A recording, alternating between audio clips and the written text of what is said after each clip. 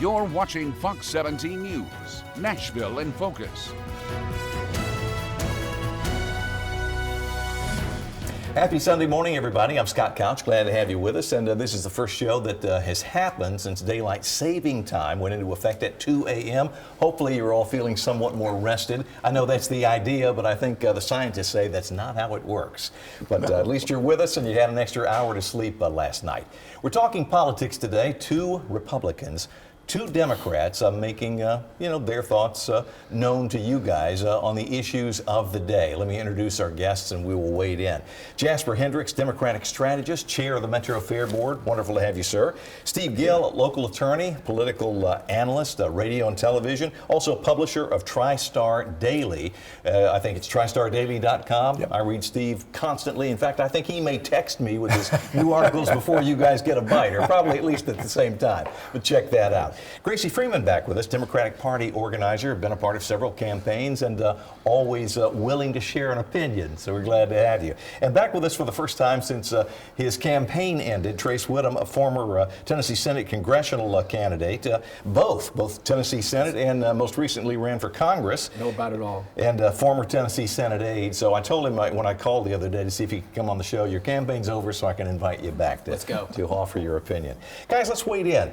Since the last time we were together, in fact, it was a week ago today, since this is airing on Sunday morning, Donald Trump endorsed Andy Ogles in the 5th District Congressional race, and there was some thought, would he do it again? Would he wait until after the primary? Because we talked just a week or so ago about Charlie Hatcher, the former ag commissioner here in Tennessee, entering the race, and Charlie Hatcher, after the Donald Trump endorsement, said, I'm going to stay the course, and I'm going to stay in there. Steve, your thoughts on that? Because I know the last time Trump endorsed a congressional candidate, Lee Reeves, who was thought to have a pretty good chance of at least getting a fair number of votes in the 7th District, said, I'm out and I'm going to support the man Trump is supporting. Well, and that endorsement came after early voting was over. That's so right. I think Lee Reeves and others knew that the handwriting was on the wall, so to speak, before that endorsement came in. And when you look at the early voting numbers, Reeves was not going to win anyway, so I think he knew that. I think it's interesting that Trump got in early here, and I know Ogles was really pushing for that early.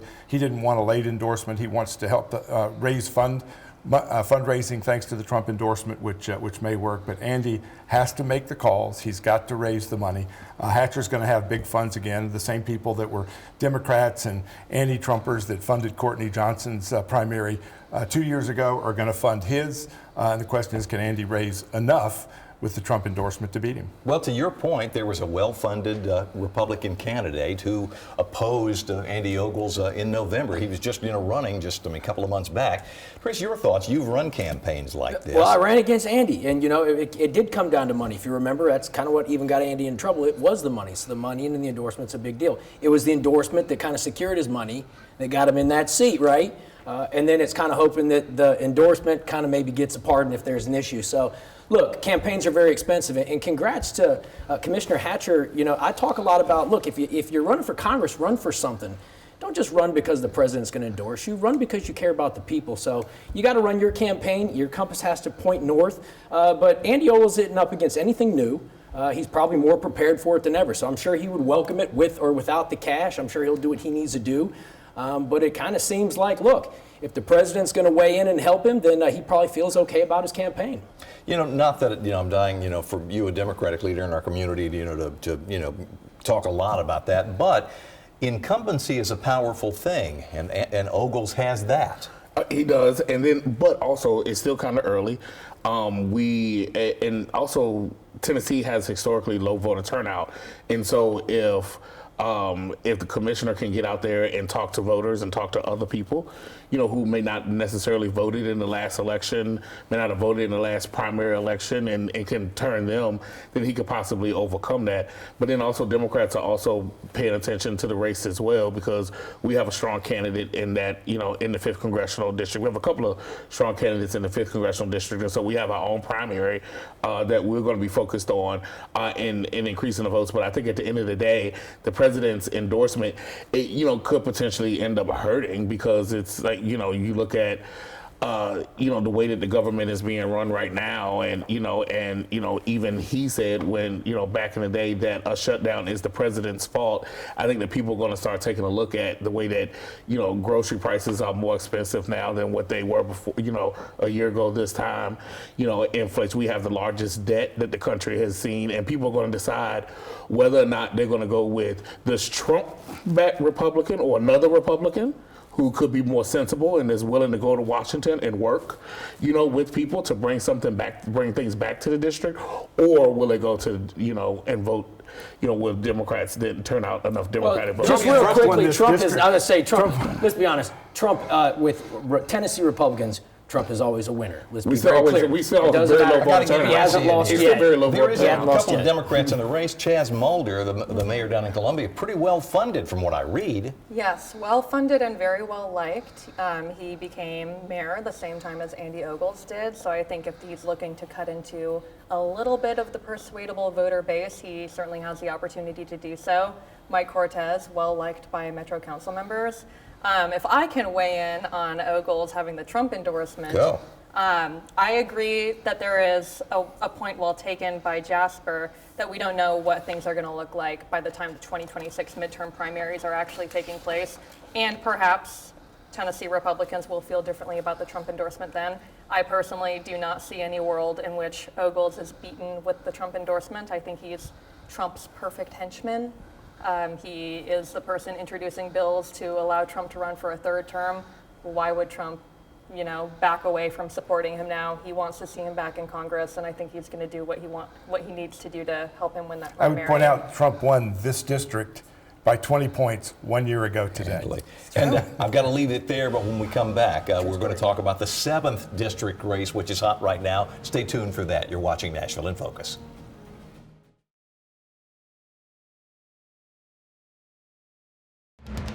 You're watching Fox 17 News, Nashville in Focus. Welcome back, everybody. We're talking politics, moving now to the 7th District Congressional race. Let me check the dates. Early voting starts on November the 12th. December 2nd is the election. Aftyn Behn, the target of an ad that was targeting her by Matt Van Epps, the Republican nominee in this race. And he essentially went after her for, I guess, her saying, and I remember her social media post on this when there was it March or something like that, the ICE raids were going on. She was following the ICE people around and saying, look at us, girls are bullying the ICE agents and state troopers. Your thought on how that's going to play? I got to guess she had no idea she was going to be involved in a congressional run 6 months later. Yeah, I'm sure that's true. And the funny thing for me, being very aware at the time of the strategies being used by lawmakers and community members to address the ICE raids as they started happening in May. To clarify, I don't know about this language of bullying necessarily being That's accurate. just what she said. Totally, but her bullying was following ICE agents around, which is actually legal to do, whereas some of what the ICE agents were doing was not necessarily legal, and that's probably a controversial opinion. But they were routinely denying citizens and immigrants in our community due process. And so I think that if anybody does a little bit of digging into what the bullying constituted, they're not going to see, Aftyn Behn heckling an ICE agent or something. She was in her vehicle the entire time. If they had that video, I'm sure they would have used it. I'm sure. Her bullying was saying that she couldn't find a pen or something and just basically wasting their time. I think that it gives her campaign air. I think it showed the campaign ad is. That was one of my questions. Media. Was that a mistake? If you should just not even say her name, Yeah, it shows a young lawmaker actually out in her community doing something in response to this issue that was affecting her community members. Whereas we have this issue in Tennessee where none of our Republicans do anything in the community. So if anything, maybe it's refreshing for somebody to actually be doing something. It certainly gives us something to talk about. Have you seen the ad? It's both on social media, and I assume it's being aired some places. No, I haven't really. Last week I've been trying. I will send you a link. I've been in budget hearings. I was in budget hearings all State next week. legislature hearings, yeah. So I didn't get a chance. I haven't had a chance to catch up up on the news, but I will say that I don't think that it will be as big of an issue as people would want it to be. It's going to go to his base, right? It's going to go to Van Epps' base, But also, as I mentioned in the last segment, Tennessee has historically low voter turnout. So could this be something that actually turn voters out? Because they see someone fighting, they see because of what's going on around the country, what they're seeing on the news, and they see, and if they do see this commercial, they're like, oh, well, there is somebody there. So they may they may mention her name to some people that they may not want to mention her name to, because then it would get them to come out and vote. Well, to your point, it's likely going to come down to voter turnout, because this is the only thing on the how do you get people out? Will Republicans turn out? Well, this is a quick sprint, and I think what we're seeing is can Matt Van Epps heal the wounds from that very contentious primary and bring the folks that were for other candidates. Now, he got 52% in the primary, but that's 48% that voted elsewhere. Can he bring those people back and warm them to him? I think that this ad makes it clear he's decided his best strategy is to make sure they like her less than trying to make them like him more. And that's a good strategy with a quick sprint. I think it's interesting that she's decided not to moderate her views and perspectives, but to double down on them. And again, in a district that President Trump carried by about 20 points, in a mainly rural district, conservative district, she's doubling down. She's bringing Crockett into town. She's going all to the far extreme left. I don't think that's going to play well in this district. The far extreme left, which includes feed kids, fix roads. Then the Democrats ought to vote to do that. That is literally her campaign slogan. It was on her sign. Tell her to call Chinook. What was on Matt Van Epps' sign? A Chinook. I think his tagline is I was in the Army. Fear trans people, fund foreign wars. I won't quit on you was better than all of them. But here's the deal. Let me comment on Aftyn Behn, because it is important. I think one thing that really is just showing is that here's a clown ready for the clown show in Washington. More clown show, right? Jumping in your car. First off, it looked completely unprofessional. You don't look like a congressman. You look like a clown running around, campaigning for jobs that you don't live in those areas. When Washington's really broken. I mean, the government shut down, and we don't need more people that are wasting government time and resource. I mean, what kind of obnoxious kind of like politicians do we have? So the one thing I'll say about Van Epps is he's he's serious about helping people. And we can argue about what way is best, but he's not running around wasting federal time and resources. Will the other Republicans get behind him? Will you? She was in her car. but she wasn't chasing ICE. Well, this is what they want to talk about, right? Because they have no policies. But she wants to be the fourth policy. FBI director. Any idea? The policy is we're wasting time. The policy actually is that the ICE agents were deployed to do their job, and you have a state lawmaker who's obnoxious, looks unprofessional, and is wasting time and resources, asking to go to Washington, where they're definitely wasting time and resources. You look at the only reason why she's here is because she can draw a clown show, which again sells TV ads. So Van Epps should just keep putting her on display. She's going to dunk herself. She already says she wants to be the fourth member of the Tennessee Three. She is AOC of Tennessee.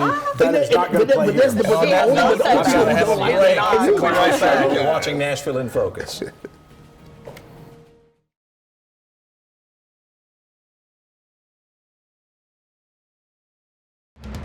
You're watching Fox 17 News, Nashville in Focus.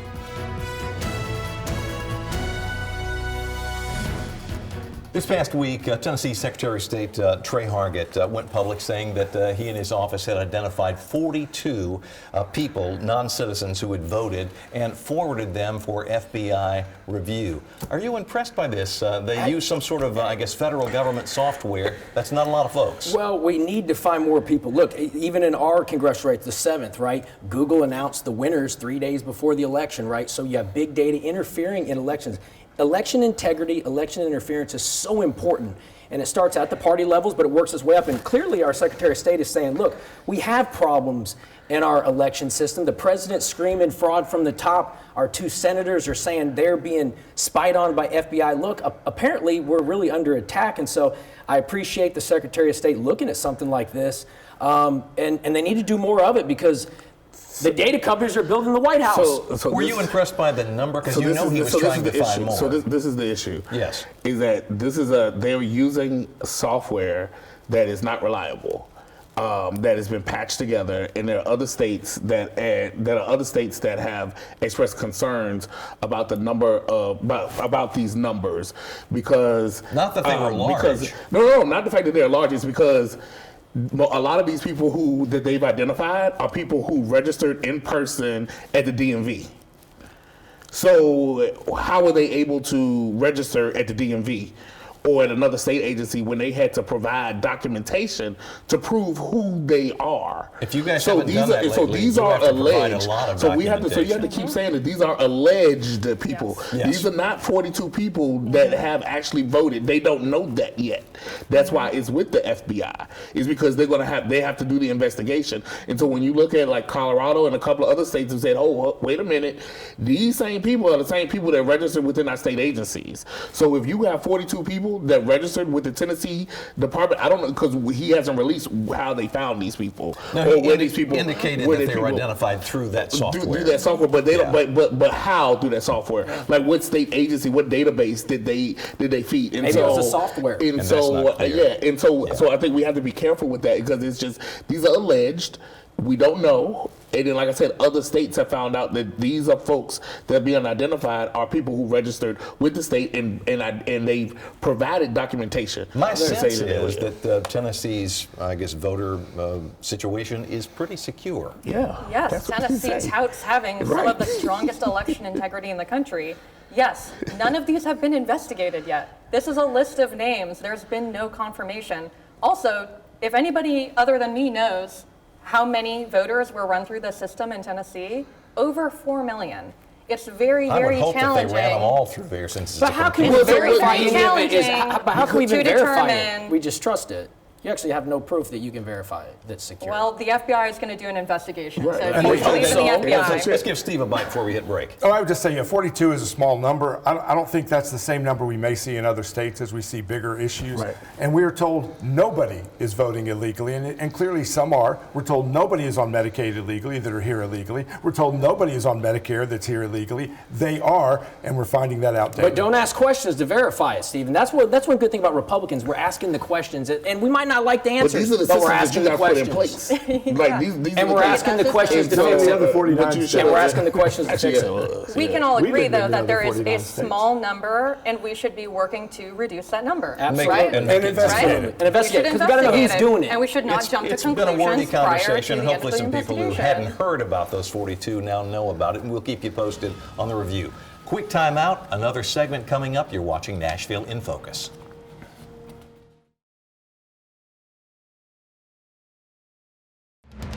You're watching Fox 17 News, Nashville in Focus. Two quick pieces of business just to mention. Metro Councilwoman Joy Kimbrough, who had been accused of essentially trying to shake down a developer, was found, not guilty of that in an ethics hearing this week. Just wanted to mention that because we talked about her on the show previously. And also State Rep Justin Jones, who filed a lawsuit against House Speaker Cam Sexton over having been expelled from the legislature. That lawsuit was dismissed. Let's talk about the governor's race. John Rose has an ad out there that's essentially saying work the ground. Your thoughts on that? Kind of, I'm doing the work, I'm a CEO like Trump was, and I'm working the ground and applying for the job. I think it's a good ad. He's put $600,000 behind it. I've been saying for quite a while. I think on this show, he needs to get out and spend some money, raise his name ID, because that's the big gap between him and Blackburn right now. If he can elevate that name ID, make it a tighter race, then it's going to be worth watching. He's got to spend more than $600,000, but that's a good first start. He's ready. They keep doing these straw polls, she'll win one, he'll win one. Are they worth the conversation or not really? Amongst their bases, so they can help raise money and again raise the profile, raise name ID. They can send out emails saying, "Hey, I won this straw poll," and in I read Tipton all that. County, yeah, I'm and sure all you that. guys do So Keep in mind, a lot of times, and again, the county Fake. parties are responsible. They want to have straw polls, so the candidates will buy tables, they'll Right. raise more money, Absolutely. and then they complain that people are buying tables and They don't even live the there. polls. Yeah. So- And check voter IDs. And that right won't now. matter because we're getting ready to head just into fine. holiday season. They aren't going to be doing any of these in in December and November. We can wait on the straw polls till January. Right. I think there'll be some holiday parties and, some things that are, where they're going to make their rounds. But he is making it is a smart investment, especially right now with this special election that's going on. Because you're in the mix, and so you're putting your name out there while people are actually talking about elections right now. And so we'll see how far it goes and what he does in the beginning part of 26. Gracie, I don't want to put the arm on you, but you're the youngest member on the panel, so I'm interested in your perspective. When will young people start paying attention to the governor's race, and do they care if either side actually meets in a conventional debate? I think that young people care very much about there being debates in the governor's race. I think they care very much about it happening in the special election. I know the Democratic nominee has agreed to participate in a debate. I hope Matt Van Epps does as well. Interesting. It does matter very, very much because we're tired of these people holing up in Washington, never coming here and doing a town hall, never facing their opponent, relying on Trump endorsements and money from out of state to secure them seats. I'm tired of it. I want to see you on the spot. I want to see you answer hard questions. How you handled yourself when a hard question is asked. Exactly, not just ads tailored to your perfect policy views. I want to see you under pressure and answering things that you don't really love the thought of answering. Do you think Marcia will, I guess, give Debate. maybe air to the Rose campaign by saying, I'll debate you? I was thinking, I appreciate, that's just a really good question, because the answer is she probably doesn't need to. They probably could run away the whole time.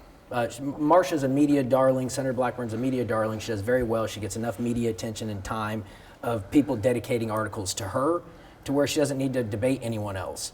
People just debate her. Her campaign team is tough. I'd be wrong to say that they're not extremely tough. They're hard. They're going hard with endorsements.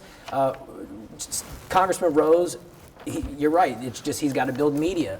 They, in a sense, is yes, they know him. He's a congressman. Yes, he's accomplished a lot. But you're up against a media darling, and that's tough because again, he's maybe not as exciting to write about as a character, where Senator Blackburn always has been. So, well, I mean, some would say that Bill Lee might not have been the most exciting candidate, but look what happened while these other two are fighting one another. But he had $12 million too. Well, that helps too. Guys, I hate that we are out of time. I want to thank you all for being on this week. Thank you all for watching, and I'll see you next week right here on Nashville in Focus.